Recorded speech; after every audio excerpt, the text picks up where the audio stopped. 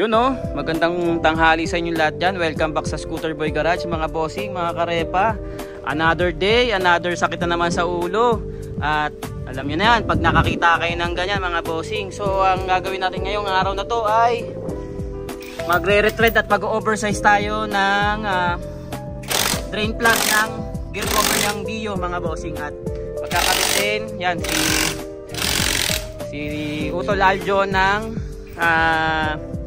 disc pangharapan kasi wala yun, at request ni bossing na kapitan din daw natin at buhayin yung master at caliper ng kanyang beloved Dio2 na naka Dio1 engine. So yun, balikan ko kayo mamaya at sakitan sa ulo to mga bossing. So yun, natanggal ko na mga bossing, na split na natin yung gear cover. Kanina pinupukpok ko ng martilyo, hindi ko matanggal. Yung pala may naiwan na isang bolt. Ito, yun o, saan ba? Nasa ka ba?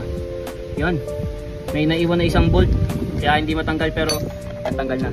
I-oversize natin to mga bossing para kasi loose thread na siya. Babalikan ko kayo ulit. So ito, naka-prepara na tayo ng mga kakailangan natin. Yung pang hand tap, yung bolt na puputulin natin para magkasa doon, at yung sukat na kinakailangan natin, barena.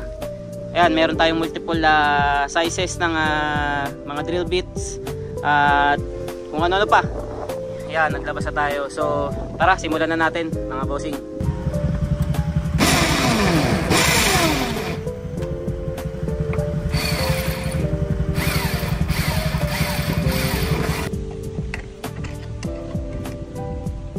So, mga boss, i-thread na natin tong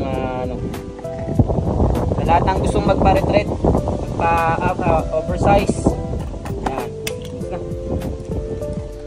So yun, tapos na. Sa lahat ng gusto ngang magpa-oversize, magpa-buhay ng thread at lagyan ng panibagong bolt kasi na loose thread na to, dito lang yan sa Scooter Boy Garage.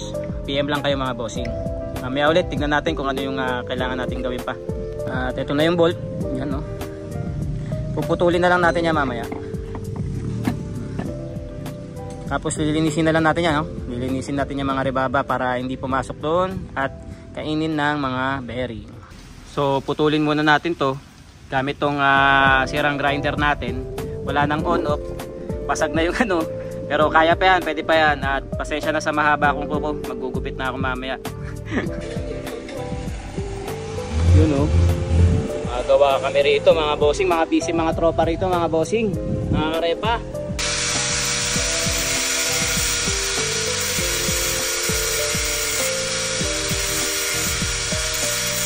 So yun mga bossing, mga karepa, dito naman tayo sa kabila. Problema na naman, another day, another problema nga. At hindi matanggal yung isang bolt ng ating brake pads dito. Brake pad o brake pads, kung ano man yan. Natanggalan natin yung isa, ayaw matanggal. Sinubukan na natin ng ito naman huli. So kailangan to i-preventive maintenance natin. Lagyan na rin natin to ng grasa mga bossing. Kapag ibabalik nyo, i-reinstall. Nahirapan ako, nangalay na kagad ako rito. Siguro mga 30 minutes akong nagpupukpok dito, matanggal lang to mga boss. So yun, balik naman ako rito at all goods na, all goods in the hood na.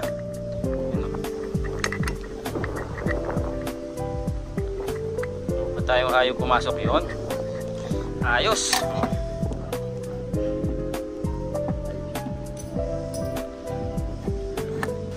Final, kabitan na ng brake pads at lalagay naman tayo Repsol.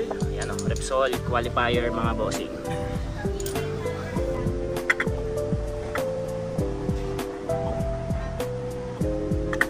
So yun o mga bossing, mga karepa. At kung umabot ka rito sa video natin, i-like and follow mo na ang ating Scooter Boy Vlogs page.